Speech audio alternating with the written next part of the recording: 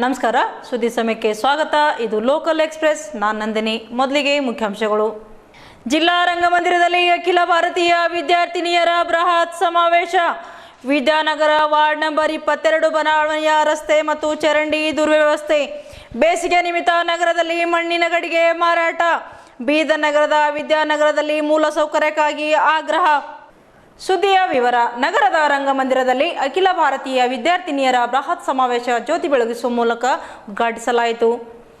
ಇಂದು ಬೀದರ್ ನಗರದ ರಂಗಮಂದಿರದಲ್ಲಿ ಅಖಿಲ ಭಾರತೀಯ ವಿದ್ಯಾರ್ಥಿನಿಯರ ಬೃಹತ್ ಸಮಾವೇಶ ಕಾರ್ಯಕ್ರಮ ಜ್ಯೋತಿ ಬೆಳಗಿಸುವ ಮುಖಾಂತರ ಉದ್ಘಾಟಿಸಲಾಯಿತು.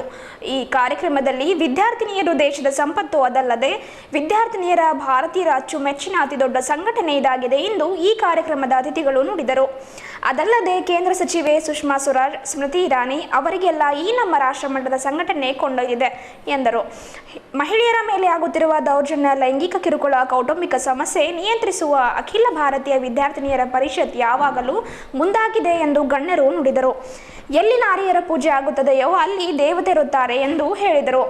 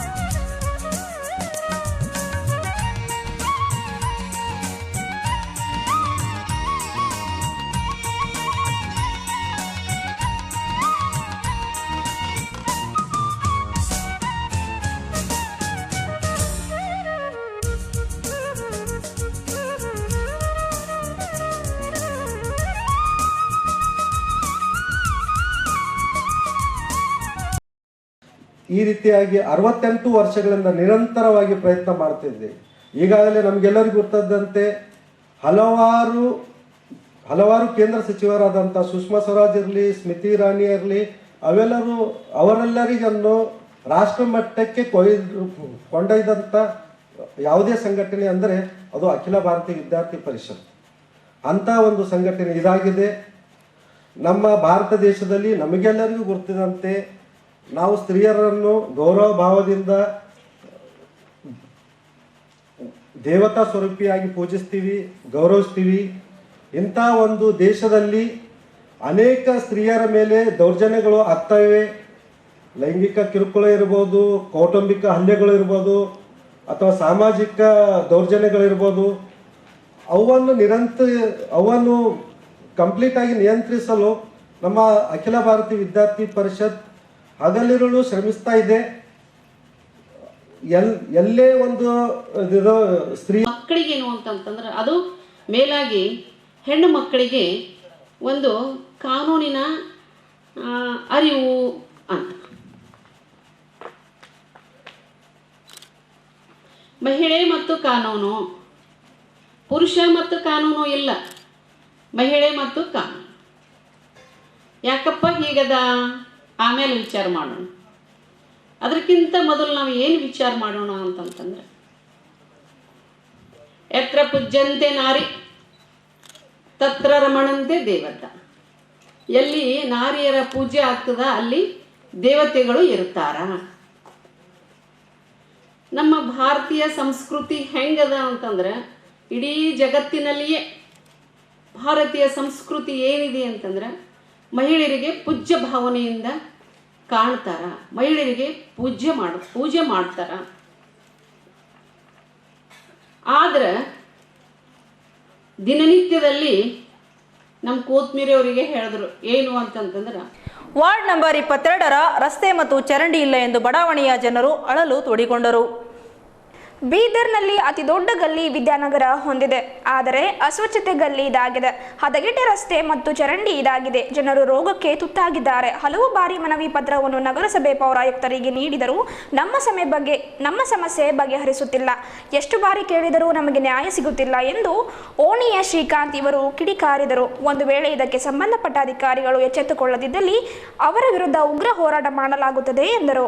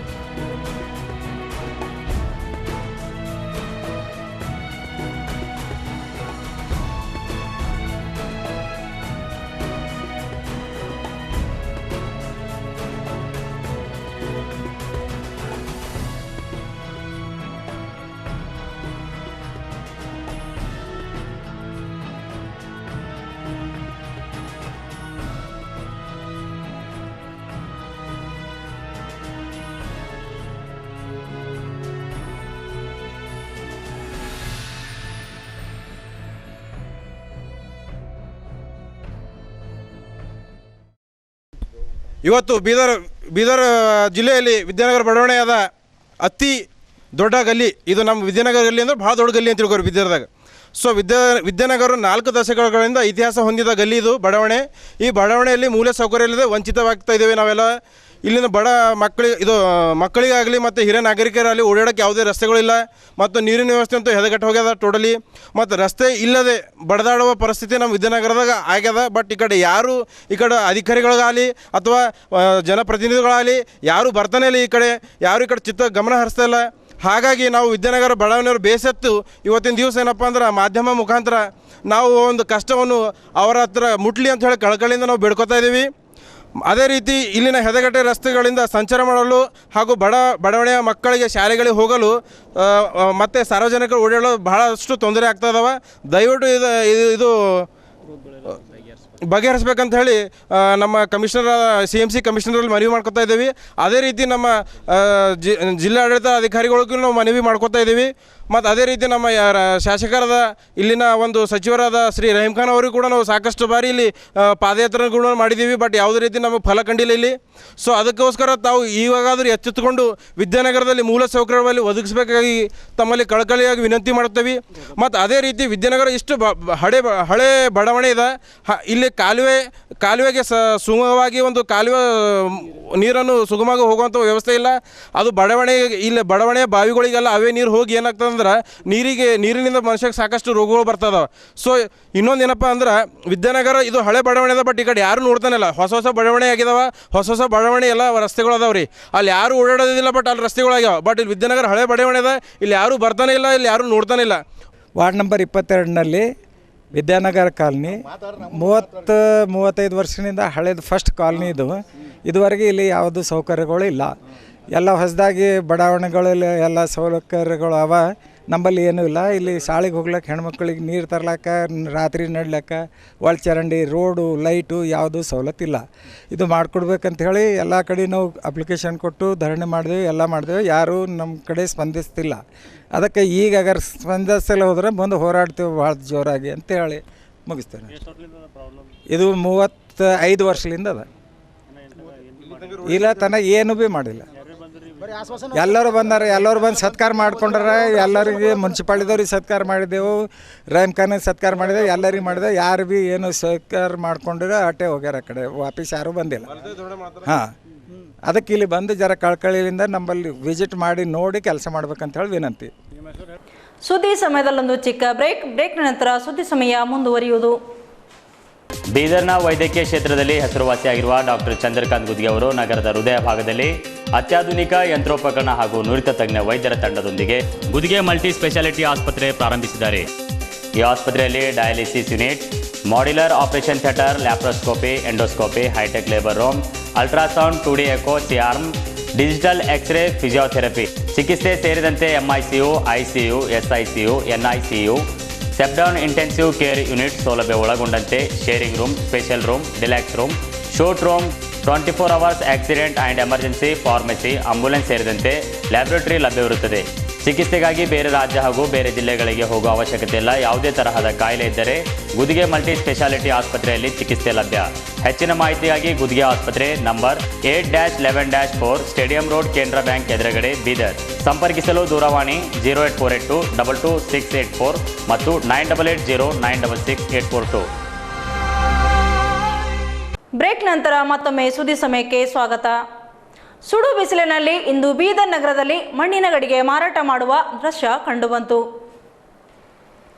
ಇಂದು ಬೀದರ್ ನಗರದಲ್ಲಿ ಬೇಸಿಗೆ ನಿಮಿತ್ತ ತಣ್ಣನೆಯ ಕುಡಿಯುವ ನೀರಿಗಾಗಿ ನಗರದಲ್ಲಿ ಮಣ್ಣಿನ ಮಡಿಕೆ ಖರೀದಿಸುವ ದೃಶ್ಯ ಕಂಡುಬಂತು.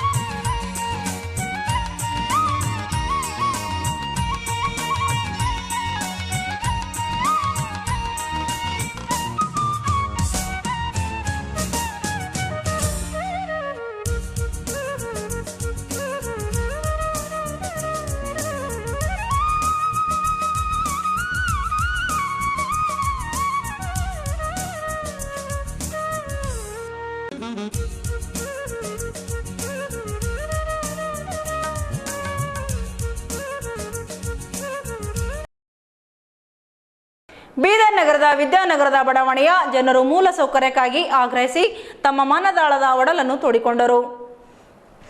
ಬೀದರ್ ನಗರದ ವಿದ್ಯಾನಗರದ ವಾರ್ಡ್ ನಂಬರ್ 22ರಲ್ಲಿ ಹಲವು ಸೌಲಭ್ಯಗಳಿಂದ ವಂಚಿತಗೊಂಡಿದೆ. 4 ದಶಕಗಳ ಇತಿಹಾಸ ಹೊಂದಿದ ಬಡಾವಣೆ ಇದಾಗಿದೆ. ಇಲ್ಲಿ ಹಲವಾರು ವರ್ಷಗಳಿಂದ ಸಿಸಿ ರಸ್ತೆ, ಚರಂಡಿ, ಬೀದಿ ದೀಪ, ಕುಡಿಯುವ ನೀರಿನ ವ್ಯವಸ್ಥೆ, ಇಲ್ಲಿ ನಡೆದುಕೊಂಡು ಹೋಗಲು ಯೋಗ್ಯವಿಲ್ಲದಂತಹ ರಸ್ತೆಗಳು ಹೊಂದಿದೆ ಎಂದು ವಿದ್ಯಾನಗರ ಜನರು ತಮ್ಮ ಸಮಸ್ಯೆ ಹೇಳಿಕೊಂಡರು. ಹಲವಾರು ಬಾರಿ ನಗರಸಭೆ ಆಯುಕ್ತರಿಗೆ ಮತ್ತು ಶಾಸಕರಿಗೆ, ಸಚಿವರಿಗೆ ಮನವಿ ಪತ್ರ ಕೊಟ್ಟರು. ಕವಡೆ ಕಿಮ್ಮತ್ತು ನೀಡುತ್ತಿಲ್ಲ, ನಮಗೆ ತುಂಬ ಅನ್ಯಾಯವಾಗುತ್ತಿದೆ. ಹಳ್ಳಿಗಳಲ್ಲಿ ಸಿಸಿ ರಸ್ತೆ ಹೊಂದಿದೆ, ಆದರೆ ಇಲ್ಲಿ ಇಲ್ಲ.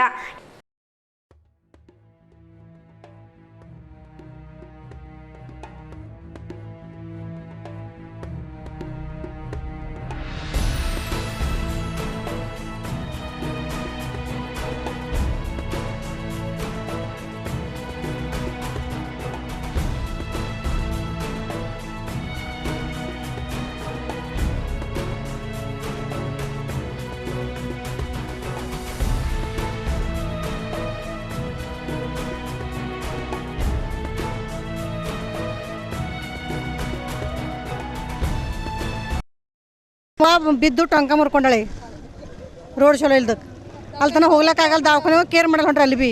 ಈಗೇನು ವಿದಿನ ಕಾಲನಾಗ ಇರೋರೆ ಎಲ್ಲರ ಜೋಪಡಿ ಹಾಕೊಂಡ್ರೆ ಎಲ್ಲಿ ರೋಡ್ ಇತ್ತು ಅಲ್ಲಿ ನಮ್ಗಾರ ತೋಲ್ ತಕ್ಲೀಫ್ ಆಗ್ಲತ್ತ ನೋಡ್ರಿ ಹೇಳತ್ತೆ ನಿಮ್ಗೆ. ಹಾಂ, ಇದು ಮನೆ ಕಟ್ಟಿವಿ ಫಾಯ್ದೆ ಇಲ್ಲ. ಮತ್ತು ಯಾರು ಕಿರಿಯೋರು ಭೀ ಎಲ್ಲರೂ ಇದೇನು ಕಾಲನಿ ಅಲ್ಲತ್ತಾರ ನೋಡ್ರಿ. ಮತ್ತು ಆಟೋದವ್ರು ಬರ್ಲತ್ತಾರಲ್ಲ, ಯಾರೋ ಬಸ್ ರೆಂಟ್ ಇದ್ರು ಭೀ ಹಾದಾಗೆ ಬಾಣ್ತಾನಾಗ್ಲತ್ತ. ದವಾಖಾನೆಗೆ ಯಾರು ಬರಲ್ಲ ಹೊಂಟ್ರ ಆಟೋದವ್ರು. ವಿದಿನ ಕಾಲನಿ ಅಂದ್ರೆ ಆಯ್ತು ಬರಲ್ಲ ಅವ್ರು ಎಲ್ಲತ್ತಾರ ನೋಡ್ರಿ. ಈಗ ಹೆಂಗೆ ಮಾಡಂತ್ರಿ ನಮ್ಗೆ ಇರುವಂತ್ರೆ ಮತ್ತೆ ಹತ್ರ ಹೋಗಂತ್ರಿ ಗಲ್ಲಿ ಬಿಟ್ಟು. बोर से मारे हमारा बोर का पानी नालियों के आ रहा है और नालियों का जो है सो पूरा पानी बौड़े में चले जा रहा है. क्या ये तकलीफ़ हो रही है. रोड बराबर नहीं है. 11 नंबर रोड तक जाने के वास्ते भी कोई रोड ऑटो वाला आने तैयार नहीं है. कितने साल से प्रॉब्लम? 35 साल से प्रॉब्लम है. अब तो 30 साल हो गए. हमारे सामने नए कॉलोनियाँ बन गए, हक कॉलोनी वगैरह, वहाँ पूरे रोडा बन गए, मगर यहाँ जो 35 साल से पुरसान हाल नहीं है ये रोड का. हालांकि यह मंदिर है, लोग जो है पूजा के वास्ते में आते पैदल आते हैं, मगर जो है उनको तकलीफ हो रही, कीचड़ में से पानी में से ये तकलीफ है। ಕೊನೆಯಲ್ಲಿ ಮತ್ತೊಮ್ಮೆ ಮುಖ್ಯಾಂಶಗಳು. ಜಿಲ್ಲಾ ರಂಗಮಂದಿರದಲ್ಲಿ ಅಖಿಲ ಭಾರತೀಯ ವಿದ್ಯಾರ್ಥಿನಿಯರ ಬೃಹತ್ ಸಮಾವೇಶ. ವಿದ್ಯಾನಗರ ವಾರ್ಡ್ ನಂಬರ್ 22 ಬಡಾವಣೆಯ ರಸ್ತೆ ಮತ್ತು ಚರಂಡಿ ದುರ್ವ್ಯವಸ್ಥೆ. ಬೇಸಿಗೆ ನಿಮಿತ್ತ ನಗರದಲ್ಲಿ ಮಣ್ಣಿನ ಗಡಿಗೆ ಮಾರಾಟ. ಬೀದರ್ ನಗರದ ವಿದ್ಯಾನಗರದಲ್ಲಿ ಮೂಲಸೌಕರ್ಯಕ್ಕಾಗಿ ಆಗ್ರಹ. ಇಲ್ಲಿವರೆಗೆ ಸುದ್ದಿ ಕೊಟ್ಟಿದ್ದು ನಾನು ನಂದಿನಿ. ನಾಳಿನ ಸುದ್ದಿಯೊಂದಿಗೆ ಮತ್ತೆ ಭೇಟಿಯಾಗೋಣ. ನಮಸ್ಕಾರ.